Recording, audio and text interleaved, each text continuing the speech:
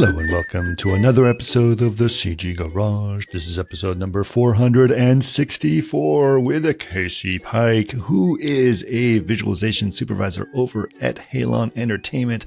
If you guys don't know who Halon is a fantastic company.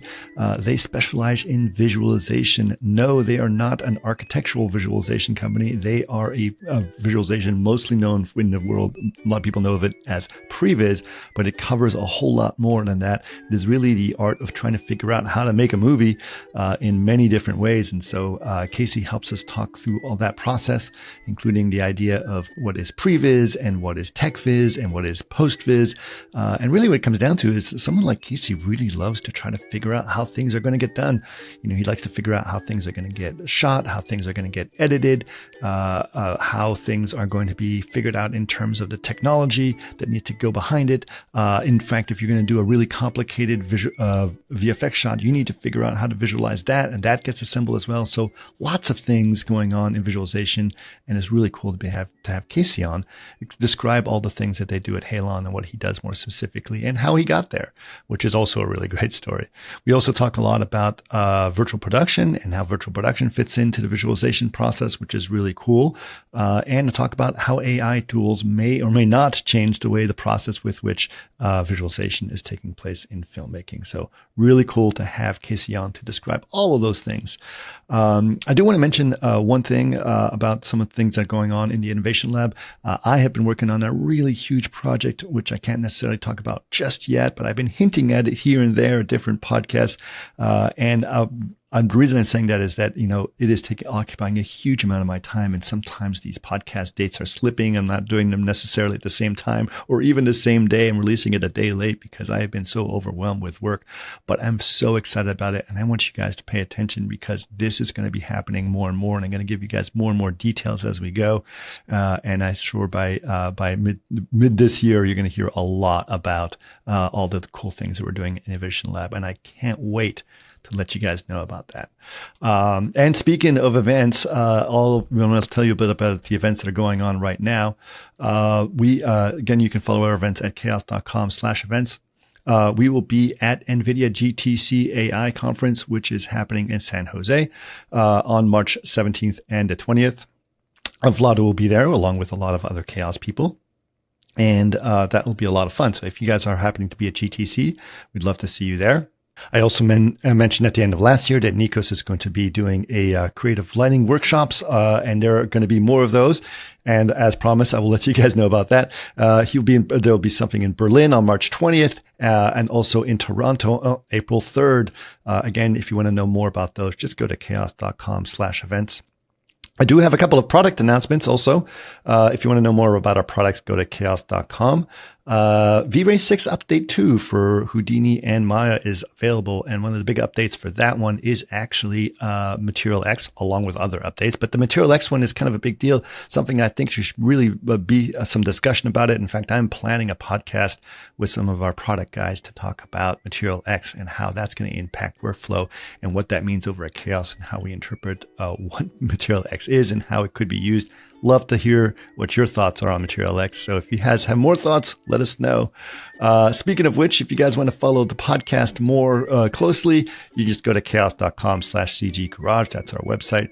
We also have a Facebook page, which is facebook.com/chaos CG Garage Podcast. Sorry, facebook.com/CG Garage Podcast. And of course, if you want to watch us on YouTube, all of our videos are posted there, including the podcast. It is youtube.com/Chaos Group TV.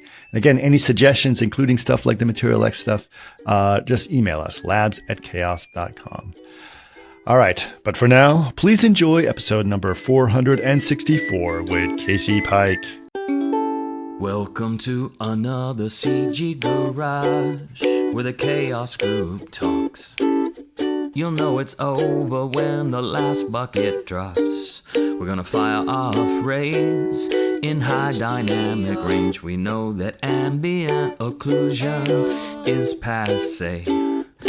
Global illumination won't lead you astray. And while image-based lighting is really swell, You need to make sure everything has fun now. Thank you, Casey. It's awesome to have you on. I'm very excited to talk about all the things that you're doing, hear about your past, hear a little bit about Halon, hear about your thoughts about where everything's going, and just get a feel for what's going on with you. But let's start with your background. Let's start with what got you into. I mean, have you always done previz? Has that been sort of where you sort of got into things? Yeah. Or what inspired that? Thank you. Right. Well, thanks for having me on. So no, I haven't always been into previz. When I was young, I wanted to be a director and all this stuff, right? And like in high school, but then as like college, kind of thinking about like where am I going to go as far as college goes and stuff, my passion at that time was very much in the like visual effects realm. And like the Lord of the Rings movies came out while I was in high school, and Gollum, was like a huge kind of inspiration. And so I feel like when I entered college, I was like, I need to, work on the next Gollum. And so I found a college that could let me do visual effects, like animation stuff, and filmmaking, because the animation stuff, it just wasn't quite like it was too focused. It was all about just the performance. But I was like, but I love making movies and all this stuff. And so I found a college up in Oregon that allowed me to kind of explore both, and there, more so than animation, which is what I was like studying. I would, make animated short films, and the reason why was not to show off the animation, but was to make the actual movies. And so, in college, I got a visual effects gig, and that lasted for like 5 years, I think, at a company called Liquid Buddha Studios. It was very small. Where was this? Just worked on. This was in Ashland, Oregon. Okay. And it was this awesome experience, but it was working on, kind of small videos, that would be posted online. But we also worked on a feature documentary that had like lots of visual effects of, energy fields and UFOs and that kind of stuff. Uh-huh. And then, but eventually, there wasn't enough work up in Oregon. And so I started looking for VFX work down in LA. And that is really when previz actually started becoming kind of like an option, because I kind of thought of previz as like a lower quality visual effects back then. And you watch it and you're like, oh, anybody could do that, because it just looks so, it doesn't look bad. It's nowhere near, it's not the final stuff. Original inspiration of, it's not Gollum, mm-hmm. But I got a job at Halon, that was my second job. So what year was that? That was 2012. Okay. Wow. Yeah. And the first show I was on, I was like, this is incredible. This is movie making. Oh yeah. It's like, it's not, it's using your visual effects skills, using your animation skills, but the thing that you're actually doing is you're trying to figure out how to tell the story that is in the script, or like if you do the storyboards or whatever, and once you put it together, you might realize that like certain things are missing, and how to figure that stuff out. And in storyboards, the camera doesn't move, but in previz it sure does, mm-hmm. and in films it sure does. And so it really wasn't until I actually like kind of got a previz job when I realized that this is like the closest that a visual effects artist from that kind of background could get to making a movie without, making the actual movie. Sure. And so that kind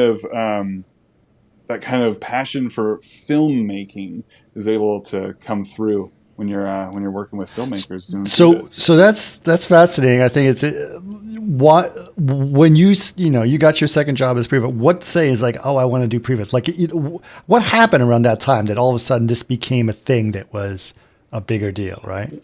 Well, I think that I grew up in a small town in Oregon, mm-hmm. and just loved movies, but had no connection to like the industry at all. And even in my visual effects job that I got, back in those days, it was not making Hollywood blockbusters or anything, And so I think that previz, like I kind of knew it was around, but nobody from the previz industry talked to my class or anything like that. It was very much like I learned what previz was kind of on the job a little bit.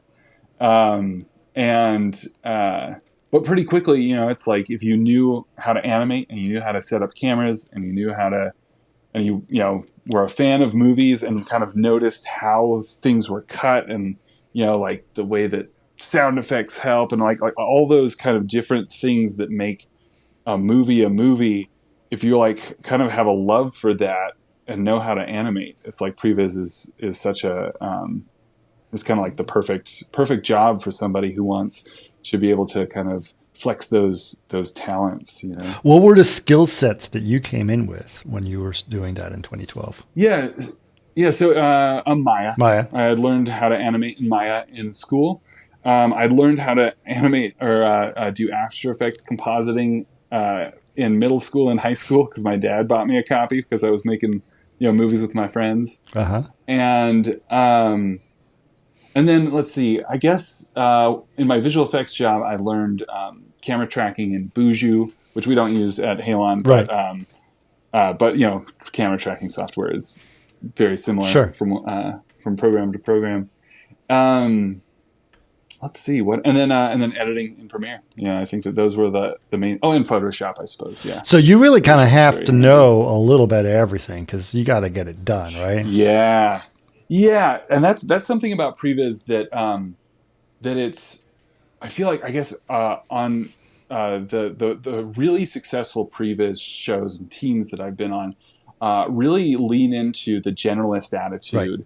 Right. The more generalists you have, the more you can assign somebody a shot and have them start from the beginning and end at the end, instead of like doing handoffs where certain things can go wrong or people talk and it's like, oh, well, that's not how I had it in my head and you composited it wrong, that kind of stuff. So I do think that it helps being a generalist when it comes to previz because you do need to like know how to like adjust some lighting to get the shot looking good and all that stuff that you don't usually have to do when you're just learning animation. Do you think that there's still sort of specialists inside of previz where there's this person is good at this and this person's good at that? Yeah, for sure. And I think that when we switched over to using, when we adopted Unreal in our previz workflow in like 2015 or 2016, back then it was like essential to have Unreal specialists, people from the game side who'd worked in Unreal a lot and stuff to help us build environments, help us with, like how to set up levels and sequencers and that kind of stuff. But as time went on, those specialists kind of got gobbled up by the previz team, and the previz team kind of got gobbled up by the specialists until we were all kind of, where there were very few people doing one task. It was more like, oh, if I can't figure it out, pass it off to the specialist. And then with the specialist, if they can't quite figure out like how to get this camera move right, pass that off to the camera specialist.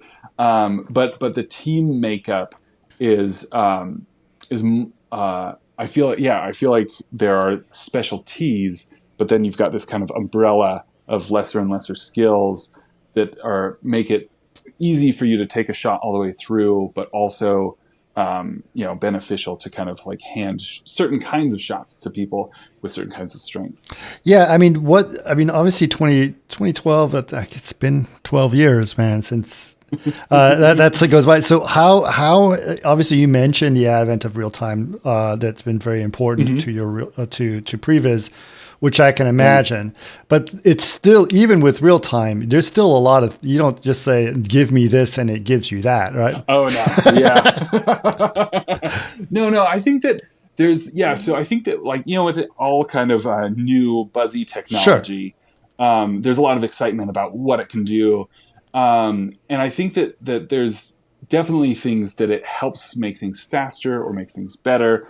But I think with the real-time technology, the first thing that it did was make it look prettier. Okay. Like I think that that you still even today, most of our animation and shot kind of production work happens in Maya. Still. Sure. And then we port that over to Unreal, and from there, like we don't worry about like lighting or effects or anything in Maya. So Maya, you're still doing. So you're mainly using Unreal for your rendering. Is that what's correct? That's partially true. That's how it started. Like back in 2015, 2016, it was 100%. It was a render. Right. But we would do our lighting and we would do effects work in there. And so instead of doing Maya particles and trying to figure out how to get them across, we just do them in Unreal. Your camera work too? Where is your camera work being done? Camera work back then was 100% Maya. Interesting. But these days, it's gotten a lot more like loosey-goosey. Right. So there are projects, where we kind of like build out like a master scene and kind of figure like, oh yeah, this is mostly going to work. The set, like you imagine it as a set almost, right? A set, but also with all the all the actors doing their thing. Yeah, and then you put that in Unreal, and then from there you can either, like, if you think that there's a really complex camera move, where the camera's attached to a helicopter, and halfway through its crash, a guy jumps and it follows him through the air. Those kinds of things in Unreal aren't quite like it doesn't have the speed yet to like all the tools and stuff. It's getting there. I feel like every release, gets us closer and closer. Sure. But really complex moves like that we are often done in Maya, but. Just blocking out a scene, just like simple tracks or even somewhat more complex shots, like you can attach things in Unreal. And you can generally set up a lot of stuff. And because Unreal renders so fast, because it's all real time, you can set up like 15 cameras in a day, just to get coverage, to play around, and then you can just start kicking out renders really fast. Right. And that's renders with effects, with lighting, all this stuff. Where I remember, being in Maya doing, I can't remember what it was on. It was on the Iron Man Hong Kong Disneyland ride. That's what. Okay. And we were that was like maybe a year or something before we adopted Unreal. And I remember there was just some a climactic thing where there were explosions going off like everywhere and like kind of surrounding the camera. And we had so many little like zoetropes playing in Maya, and it was so slow that that the renders, it would be like hit render, and it would take 2 hours, and hopefully it didn't crash. Yeah. But like in Unreal, you just hit render, and it takes like 30 seconds. Right. So Maya is still like kind of the workhorse. Interesting. And is that mainly because of its animations abilities? And... it's the speed of animation. I mean, I guess there's just all sorts of stuff that it comes with. Right. But I think it's the speed at which you can animate. A big part of it too is that it's an industry standard that people learn, and so when new artists come in, that's what they know. And we teach people Unreal, when they come in, but also that, we've done a lot of tests of animating straight in Unreal, and there's a lot of stuff you can do. I mentioned cameras are a great kind of way to start. And especially with new releases in like the metahuman kind of technology, and being able to capture your face on an iPhone and put it right onto a metahuman. Those kinds of things I think are taking like little chunks away from what our Maya workload is. Right. But that that especially when you've got like your whole scene loaded up and you want to adjust people's, arm animation and stuff, that the speed at which you can animate a character in Unreal is still, I think, a little slower than Maya. Right. And so especially in previz where it's all fast. Well, I was going to say, like, something I've always admired about previz people is that they almost are like whatever it gets to get it done fast. Yeah, for sure. Yeah. That's I think that that's true. That it's kind of like, because you have to hit a certain amount of shots a day to to hit your mark. There's deadlines get pushed up, and suddenly like you have 3 days to do a handful of shots, and now you only have 2 days to do a handful of shots, and you still need to do it. And so it really is about kind of that know-how to just like to be like, oh well, this is going to take too long, so I'm going to do it a different way, right. and or like the renderer is not working, so I'm going to switch over to After Effects to put or slate some HUDs and effects on it, that kind of stuff, which we do less and less because back in the old days, things weren't as stable, but these days, I feel like Unreal specifically is like. We can do. I mean, we keep pushing the quality and stuff, so we get crashes when we add too many effects and all that stuff. Still, but it's just so much more dependable than it was back in the War for the Planet of the Apes days. Okay, we'll get to some of your projects in a bit. But what about like obviously when you sort of entered in 2012 and you were looking at getting previz. There's a whole new set of skills that you probably have to learn in terms of cinematography, cameras, all of that, and just the language of what it's like to set up a shot. Like what was that like? Well, I think that for me, so I feel like I kind of like throughout my whole, like in middle school and high school, I was just making movies with my friends and entering film festivals and stuff, cool. And so like a lot of that stuff from kind of like an amateur perspective, I knew what, a push in meant, from back then. Right. But there are times when, especially when we hire people who are, out of animation school or something that have never animated a camera in their life. It's all lockups. Right. And so I do think, so the film lingo, push in, pull out, boom up, boom down, like trucks left, truck right, like all that stuff was stuff that you pick up pretty quickly. But I had kind of the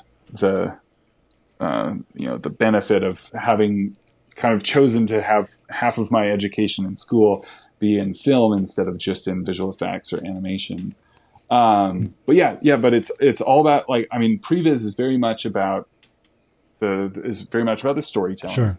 But the camera specifically is the camera and how to communicate action from one shot to another are things that I think are different in previz than in other kinds of effects work, because you're trying to tell your story, and is that story going to be told better if you put it on like a longer lens or a wider lens?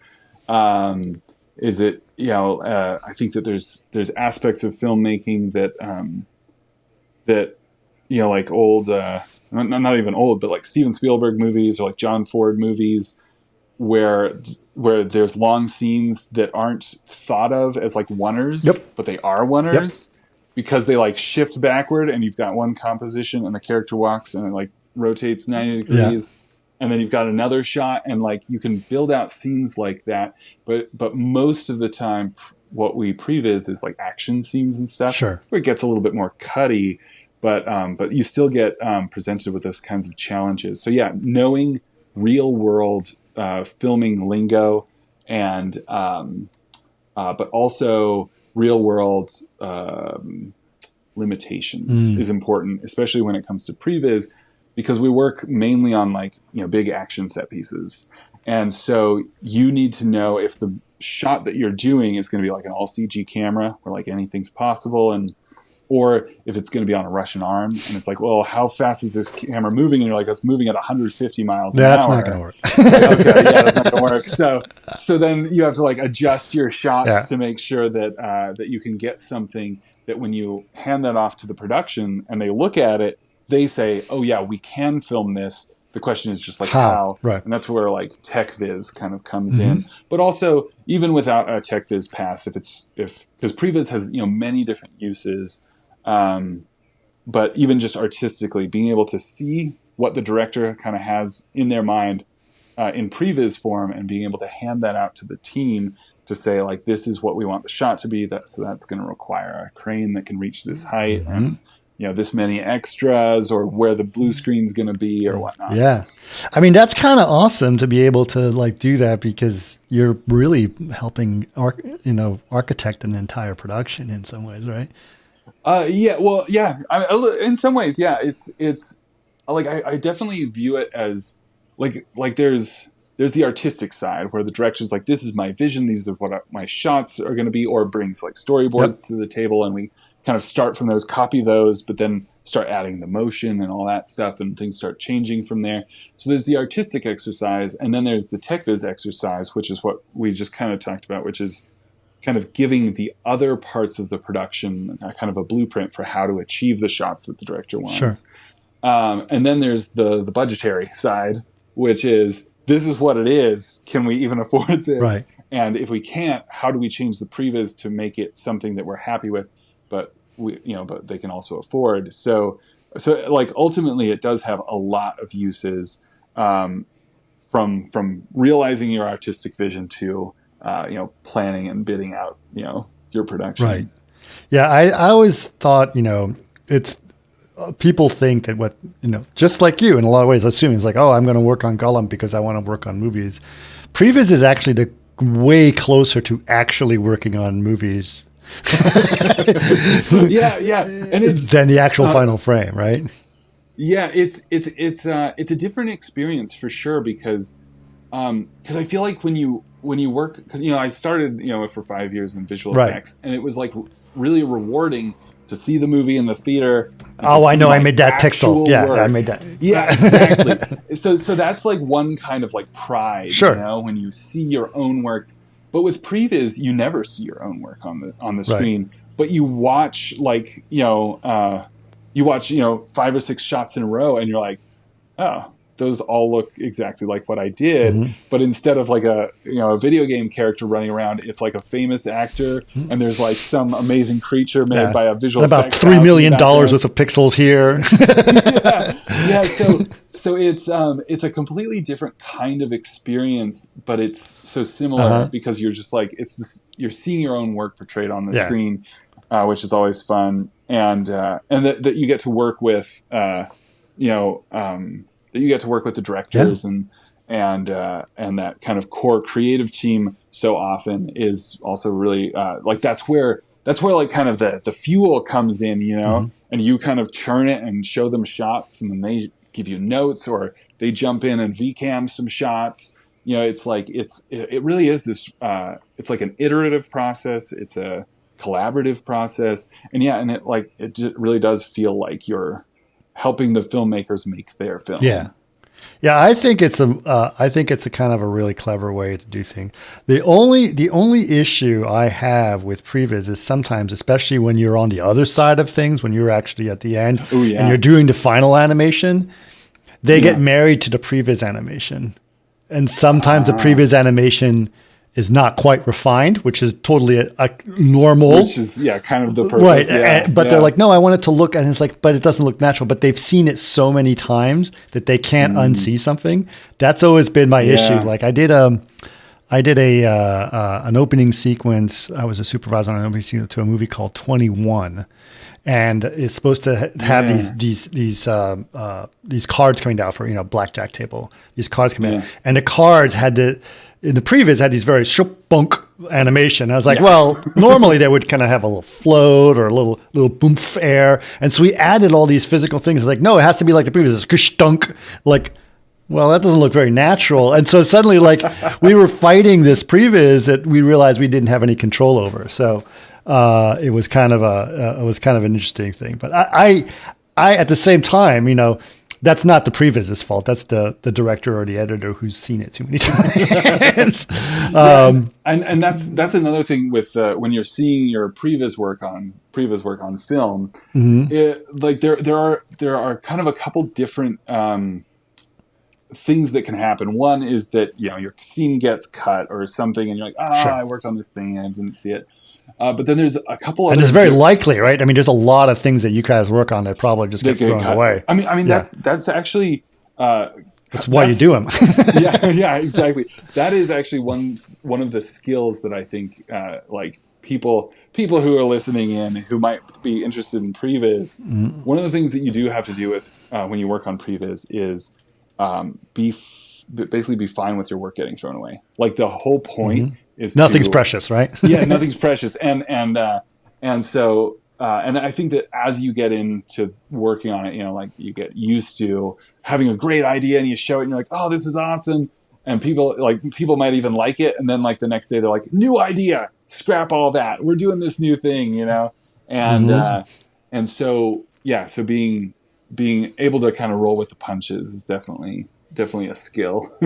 But there's a couple other experiences that are interesting when you're watching a movie that you've either done previz or postviz on, is that you watch a shot that's like definitely your shot, but it's like better, it's like suddenly it's like, oh, they made these, like, this performance is cool, like they changed how how this ship crashed and it's way better than it was when I did it, so there's like this kind of pride that you made something that somebody else took and plussed and made better. And then there's the other side where you watch something and you're like, oh, I kind of wish they did more with that shot, because I only had like a half a day to do that thing and I just threw something together.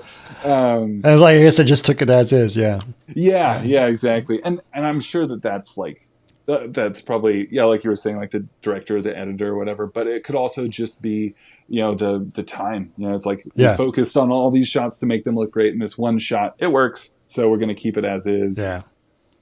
Yeah, absolutely. Okay. So Jess, since you were talking about people learning about this, give people a quick understanding. I was like, we know previz, we've heard of the term previz, but it help define maybe. We mentioned previz, we mentioned techviz, we mentioned postviz. Yes. Tell people what those different roles are and why they're called what they are. All right, cool. All right, so I'm going to start with pitchviz, which is previz. Oh yes, of course, pitchviz. Yeah. Pitchviz, which is previz. How you get your movies, Dave? Exactly. Yeah. So it's just previz, but it's previz to get a movie funded or greenlit or whatnot.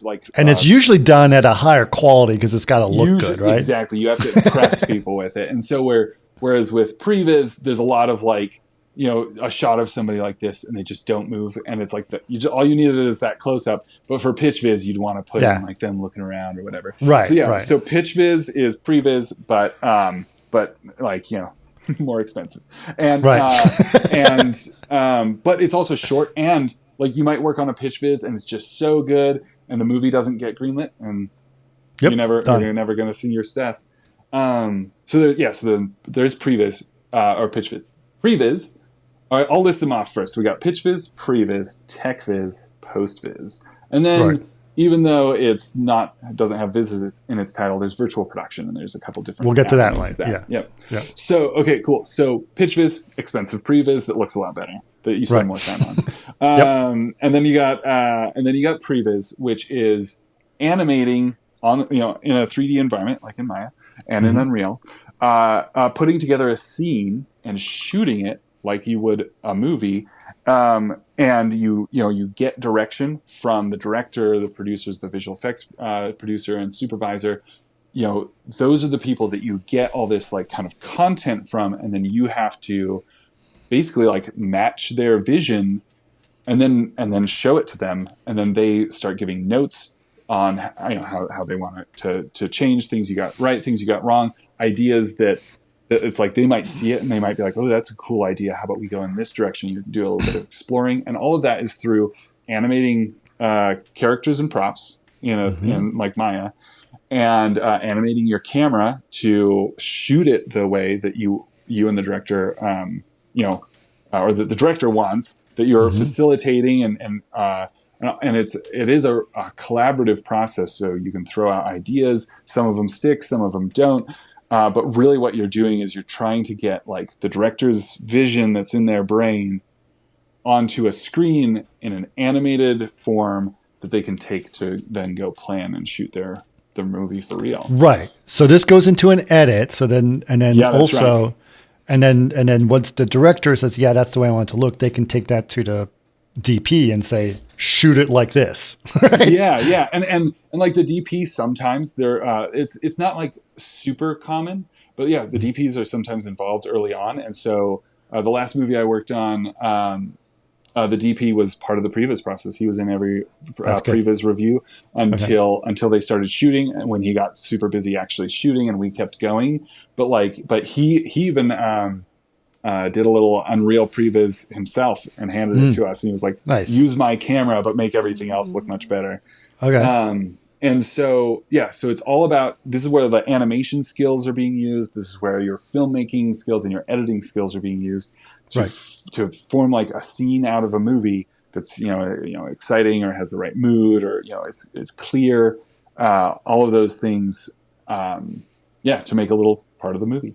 Nice. All right. And then we got techviz. Techviz is where you've done the previz, but now you have to make sure that it can be filmed for real. And you keep all those things in mind as you're previzing. But that's where you kind of break down, there's no way we're going to get this shot for real. It's like some big power of 10 shot where you get started on a person's face and end up at the International Space Station. So you say, okay, well, the first thing where we pull away from the person's face, that's going to be somebody on a set, and everything else is going to be CG. Something like that.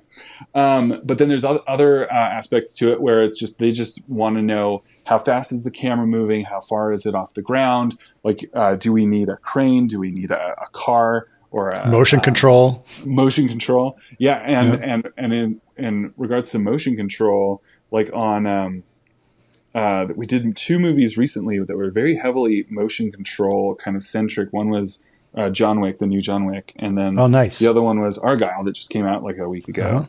And both of those, we did a previz sequence, but they wanted to have motion control not only for the camera, or maybe not for their camera in these cases, but for a motion base where their vehicle was like mounted to it. So the actor would sit in a vehicle on a hydraulic system. We would animate all this stuff and then kind of reverse engineer it to make it so that we could feed them files that have that same animation on the motion base. So if the car gets like hit by another car that you see, like, Keanu Reeves driving and then boom, he like shakes around and stuff.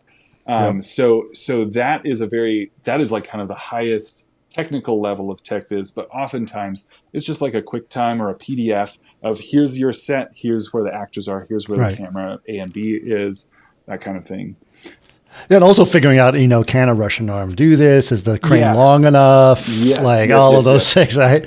So, yeah.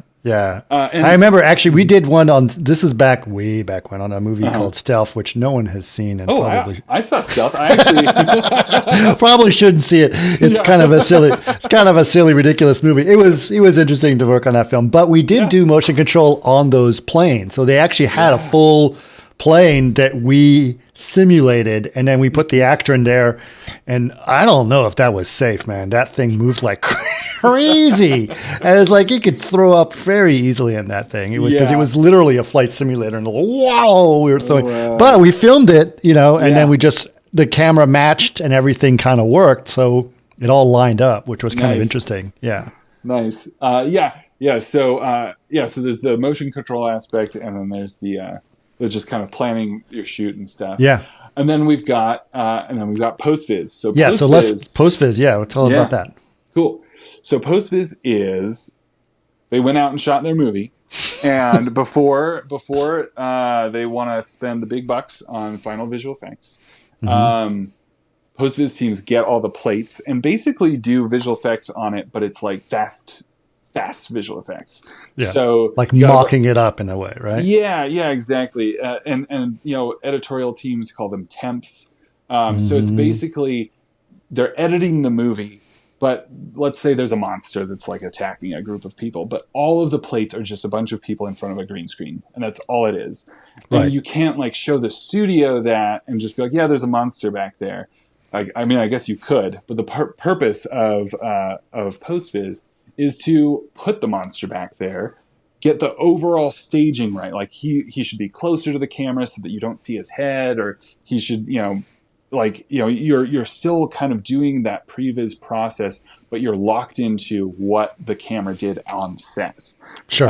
And so you use a program like Synthesize or, I'm blanking on the other ones. We use Synthesize. Okay. Yeah. the camera tracking. For camera tracking. So you track the camera, you get a CG camera that does exactly what the real camera did, and then you line it up to your 3D environment, and then you start adding in elements, and then you do compositing work. We do it in After Effects, but you take out the green screens, or you roto out your characters, but you're not doing it to make it look completely photoreal. You're doing it to get the idea across. And so you don't spend, days and days on like making sure that you're rotoscoping, cutting out a character, so that, because like, let's say they're in front of a green screen, but then they walk off the side of the green screen and there's a bunch of film crew back there, but you still need that part of the shot. So you're cutting them out. But in postviz, the edges are kind of soft, and sometimes you see a little thing peek through on the edges of on the edge of the outline of the people. But it's all about the speed. It's about I have this shot. I need to, as fast as I can, cut all the elements out of the plate that I need to keep, and then start adding in previz elements into the background or the foreground to basically do the shot as if it were a visual effects shot. But instead of doing like multiple iterations until it looks perfect, you're doing like a couple iterations and then you're hands off. And so it's very much like kind of creating a temporary version of a visual effects shot to hand off to a visual effects studio, so that the director is like, I worked out where the monster should be in postviz, so here's what I kind of want it to look like you were saying with the cards. But then it's also, and this is a big part of it, it's for the editorial team to cut with, so that they're cutting with, the monster's coming in and he smashes, but I need a couple more frames before he comes in. So you adjust the shot length and stuff. So all that stuff, when it gets sent to, or when it gets shown to the studio for test screenings or director's screenings, that people have a more solid idea of what they're actually going to be watching when the movie finally does come out. And also for visual effects budgeting and stuff, they know how many shots that they have and how long those shots are and that kind of thing. Because and it's also because you're dealing with the actual plate that will be used, right? Exactly. So when previz, it's not. It's just telling what the plate's going to be, right? So you're actually dealing with the real plate, and you know that you just technically you're going to swap this plate out with the final plate, and the edit should still work, right? Exactly. All the time code is still present, and so we're just kind of doing, kind of just like previz, kind of the director working with us and the editors working with us to kind of get the overall blocking. But like when it comes to like a monster landing and their arm muscles jiggle, and they scream and there's drool coming out of their mouths, we don't do like any of that stuff. And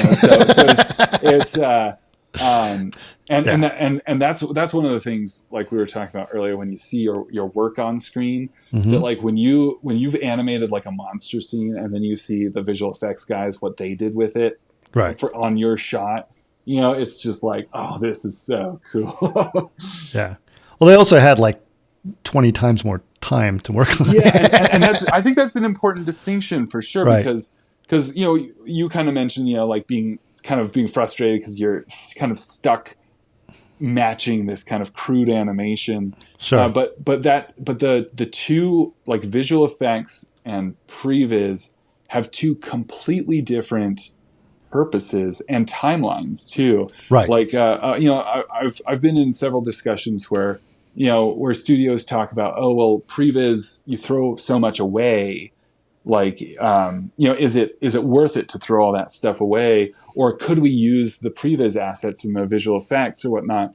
And one of the things with all of the different kinds of viz is that we're so early on that like most of the time our like monster isn't even the final monster that you're going to see, but you can make the decision of where it is and how big it is and roughly what it's doing with the directors are telling you those kinds of things, before the creature's even designed sometimes. And so, or they have like a first pass, and so there's ways in which like the two worlds like could work more closely together, but because of the way that movies are made, sometimes it's just like, well, the directors don't have a final design of that monster yet, but they need to know what the shots are going to look like. Sure. And so it's kind of just part of this creative process and really fitting into the process where it fits well.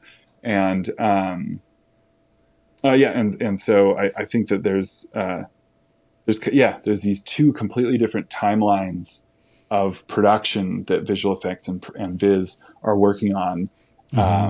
And so it kind of makes sense that they're separate in those ways. Yeah, absolutely.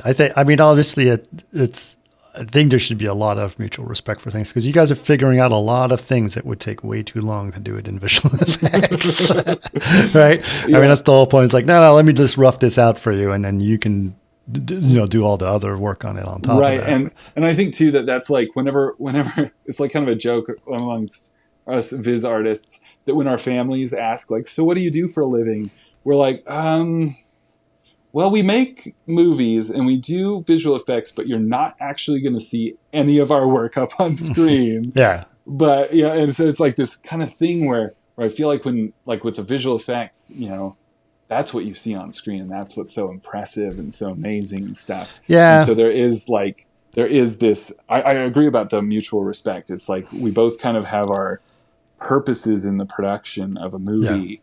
Yeah. And, I've thrown away quite a bit, and I've worked in visual effects. I worked on a shot on Tron where I was on that one shot, 119 versions. Yeah. Right.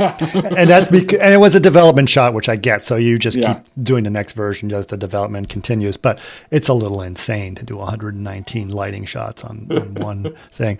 But so it does happen that way. But I think it's really cool, because I've always thought of previz as such a cool part of the filmmaking process, along the lines of, illustrators and concept art, et cetera, because you're the ones that are coming up with the vision of the camera move or the edit, right? Which there's some people that come up with great concept design. Here's the landscape, here's the creature, all that stuff. But that thing's not moving. That's not part of the movie. The previz is the one that's actually like, okay, how does this turn into an edit? How does this all work? There's the boards that do one thing, but like you said, in an action film, a storyboard is going to be hard to follow the action, right? Yeah, and I think that's the thing, is that like choosing your lens, making sure that lens in that set, it's not like through the wall, or if it is through that wall, can you wild that wall? There's so many kind of troubleshooting aspects that previz helps out with that some, like, there's a reason why it exists there, is because it does those things well, is like the creative process and that troubleshooting process. Yeah, that's really awesome. So what are your thoughts? I mean, obviously you mentioned, we talked about how you guys moved to certain, to Unreal and doing a lot more things in real time. What are your thoughts about where previz and cinematography is going now? Obviously we've seen a lot of interesting advances where people are starting to think about, doing things in, for example, using AI to do things like concept art, et cetera, which is very controversial. I know it is. I'm not trying to deny it. I'm not going to pretend it isn't. But, yesterday we saw some news from OpenAI, and they released a new tool called Sora, which is doing video. Yeah. Everyone's talking about it, but I'm curious about it, like it's in terms of a camera move or a look or things like that. I mean, how do you feel that those tools could be playing a role in terms of visualizing things?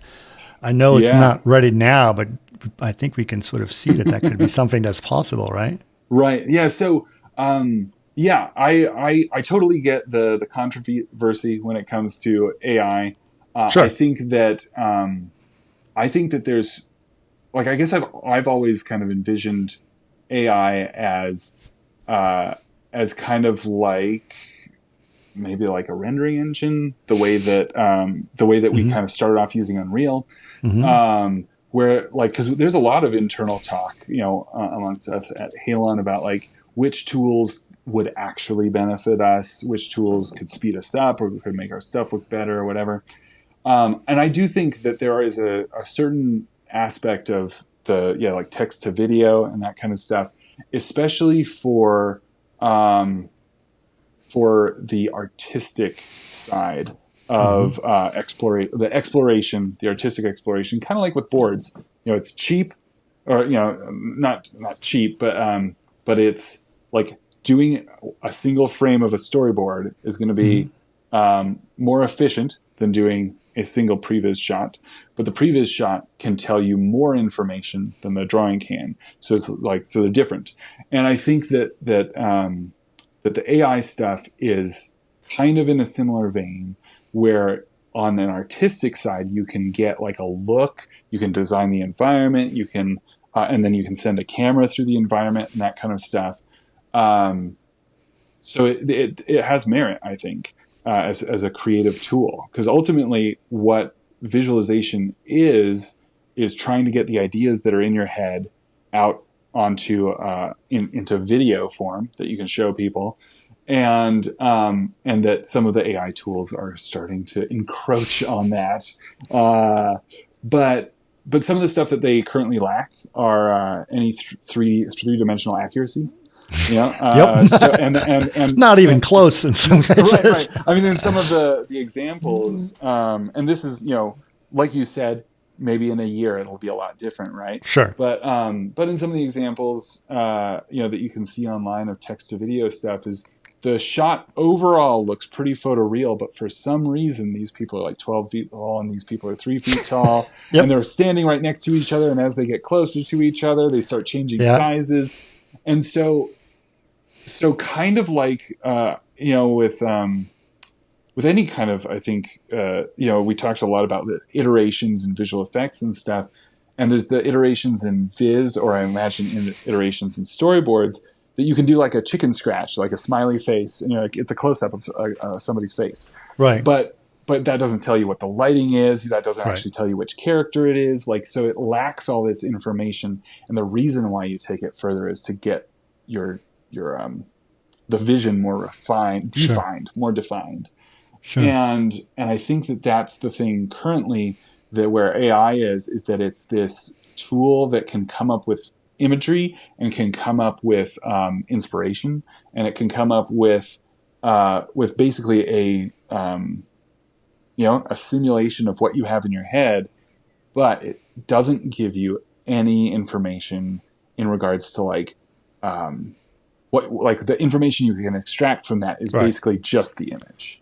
Yeah, and if you say use a 35 millimeter lens, there's no way you'd know if it's actually a 35. If it's actually, and especially like use a 35 millimeter lens on an Argylle LF. Yeah, right. It's like none of that stuff is going to be pulled from it. We talked internally about whether we think that like you could create a shot like that and then 3D track the shot to create the camera move and figure that stuff out. They're already talking about that today. I saw people creating Nerfs out of AI video.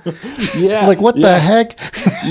So it's so I think that there could be really intuitive ways that people could use it, but it currently just kind of like lacks that real world, the real world techviz basically uses of Viz, where to techviz something that's been made using AI would essentially mean previzing it, like matching the AI shots as if they were boards, previzing it, and so that you could get the techviz information out of it. So I don't see it as a 100%. I don't see it as like the robots coming over to take us over. I see it as like another kind of creative tool, but one that specifically lacks some of the things that we have spent years building. To make so idea building in a lot of ways, right? Or I think that can be fair. Interesting. So jump around a little bit, but I do want to talk about virtual production. Obviously, I know you guys have been getting into virtual production. You mentioned it a little bit before, and we could talk about that. First of all, what do you guys do? Define what you mean by virtual production, because that could mean many different things. So define that first, and then also tell us a little bit about what Halon does and what you've done in the world of virtual production. Great. So I feel like virtual production, the first time that I really remember hearing that term as something that's different from just animation in a movie or previz or whatever, was really, I think, about Avatar. It was about like that's exactly when it was. And so it was making a 3D digital film, but with like real world techniques and cameras and things. And so that one in particular, I think that the kind of most common takeaways from that original definition of virtual production is the virtual camera, and is motion capture, and performance capture is a big one, especially for Avatar. And so when you look at it that way, like almost like half the previz shows that we do just previz style are virtual productions. Do you guys motion capture cameras a lot? I think, let's see, there are shows in which we've used it very heavily, but I think that for the most part, we animate cameras. Okay. And that is mainly, I think, because if you have a team that you could spread out the camera work, you can get cameras, shots done faster than like creating animation that's not necessarily based on the idea to be shot through that specific camera, sending it to a stage and then shooting it and then realizing, we got to adjust this character and adjust that character. So I think there's like kind of an efficiency thing that goes into why we animate our cameras more often. However, there are shows like we worked on the Robert Zemeckis Pinocchio movie on Disney. And that entire visualization process was like 100% us preparing large, long master scenes, getting them into Unreal so that Robert Zemeckis himself could pick up the virtual camera and shoot the previs. Wow. And so, I mean, that's what he loves to do, right? He was Polar Express guy. Yes, exactly. And so it kind of depends on how involved the directors or other creatives how hands-on they want to get in the previs process, because ultimately, because all of that stuff is kind of going to get thrown away anyway, their time might be better spent, doing those final cameras or just giving notes for iteration and stuff. So there have been some productions where we do mocaps or VCam sessions. Where we just shoot lots of cameras and those become the previz cameras. Yep. So I think that Pinocchio was one of Halon's kind of biggest virtual productions, because we ended up previzing not the entire film, but like almost the entire film. And all with VCam. All with VCam. Yep. Yeah, it was us. We were partnered with MPC, who did the character animation. And so it was kind of this half and half, like we did half the scenes, they did half the scenes. But on that show, all of our scenes and their scenes came through the Halon stage and got like QC'd and prepped and put in front of Zemeckis for him to shoot his virtual cameras on. And then from there went to editorial, and any notes that came out of that would get dispersed. So there's that kind. And then there's motion capture, which we have a motion capture stage at our office.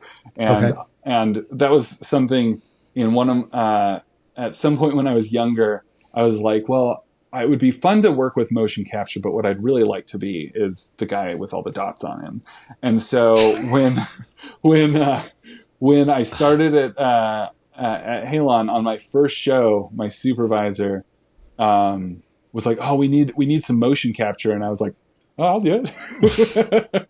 And since then, like, if there's a chance, or basically if there's a need for motion capture, I put the suit on and nice and do that, because it's just so fun to just run around and act like you're shooting monsters and rolling on the ground and all this stuff. And so we do that. Not for every show. It's kind of like for when it makes sense, because motion capture can save time, but it really only saves time when you have a pretty good idea of what you need already. Right. Whereas if you start off with motion capture, you might realize that half of it doesn't really work for the shots that you end up getting, so you throw it out. So so that's kind of half of the virtual production work that we do. The other half, the more modern use of the term virtual production, is all about LED walls and that kind of volume. And in-camera visual effects. In-camera, yeah, exactly. Yep. So The Mandalorian is like the kind of the original, kind of the one that made the splash about that. And so that aspect of it is all about making the virtual environment in a real-time render, like on Unreal, so that you can put like this kind of capture camera in it that can then project it on the LED walls. And when you have motion capture markers, which are the exact same things that you put on your body when you Avatar style running around, there's a few of them on a camera, and there's, just like with motion capture, there's other cameras around it to capture what the film camera is doing. And in real time, you can move your camera, and the digital camera inside Unreal moves exactly the same way. Right. So you, on the wall, can see parallax, realistic parallax, which is why that even works. And that's why it's like kind of required to be real time.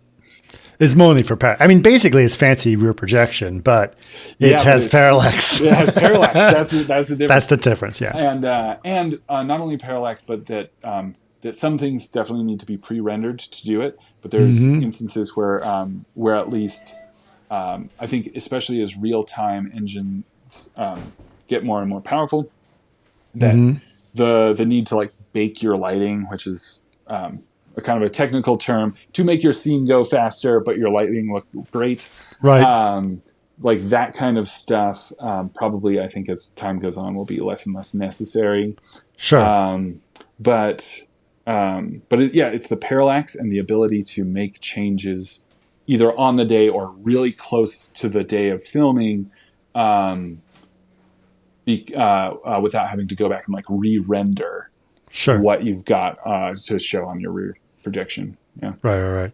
And so you guys work on creating some of those environments. Is that something that sort of naturally comes out of the previz process? It's like, okay, let's evolve this and make that part of virtual production as well. Yeah, I mean, like the cool thing is because we work in Unreal, and because most of the LED wall content, when it, in the Mandalorian kind of sense, that's all Unreal content. That basically any environment that we make in previz can get put on the wall. Like, and there's more stuff that has to happen to it. It has to get, you have to make it look better, because in previz, like we've been talking about, it's very rough. And sometimes it can look really good, but when you're putting it behind like, an actor, you want it to look photorealistic. So there's that aspect of it, that kind of content can go straight through the previz pipeline into the LED wall, in camera, VFX kind of world. And we actually got bought by a company called Group. NEP. Yeah, that's right.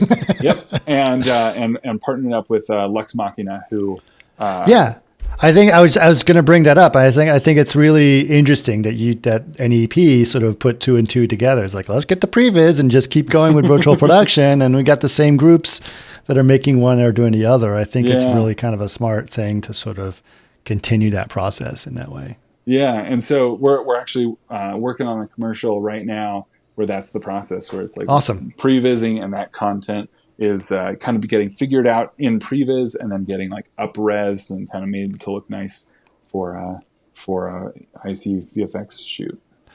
That's awesome. I think it's really cool. I mean, I love the fact that, you guys are like I said, so much more involved in some ways in the actual process of filmmaking. You're helping plan it. You're helping it do that. I mean, coming from a visual effects person, sometimes I feel like I'm handed something that's already been done, and I got to figure out how to fix it, or how to make it better or whatever. And so, as opposed to like, here's an opportunity to come from nothing and have it, as an idea, or I would like a shot that does this. And it's like, and then you kind of have to figure out what that means and do it from something. So I think it's really kind of cool what you guys are doing, and really sort of being part of the process, and in a sense, engaging with a director at the very early stages of that creative process, right? Yeah, and that is, I mean, like I said before, it's not always the director. Sometimes it's like sometimes it's the editor or supervisor. Yeah. So there's sometimes we're kind of like paired up with somebody who really wants to use this process. But when we get notes, they're notes from the director, And so some productions, the director's like basically.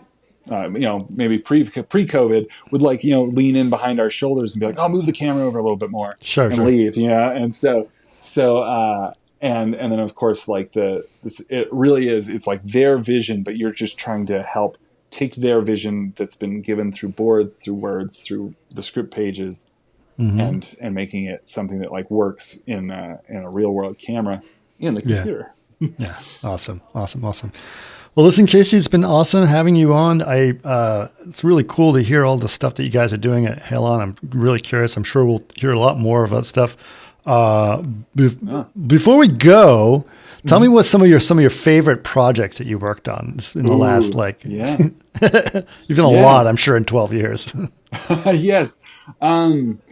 So, let's see.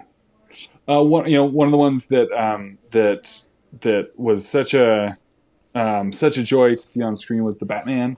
Nice. I was the previz supervisor, the U.S. previz supervisor. Another man, Keith Fallon, was in the UK and did some of the other sequences. But that one was quite rewarding. We recently, it's not out yet, but it's coming soon. Worked on Kingdom of the Planet of the Apes. Oh, nice. And so I did. Oh, that's a big one. Yeah. Yeah, I did previz and postviz supervision on that one, and that one was just an absolute joy to work on, and I can't wait to see it.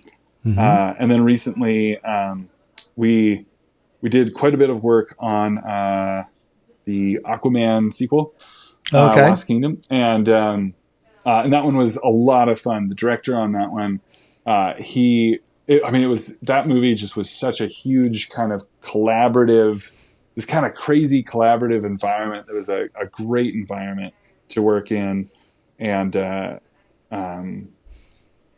and then Hunger Games, the most recent Hunger Games. Oh, nice. Movie. Yeah. We did a couple on those, couple sequences in that movie, and that team and the creative and everything was so fun to work with. That's awesome. Well, cool. Thanks for sharing that.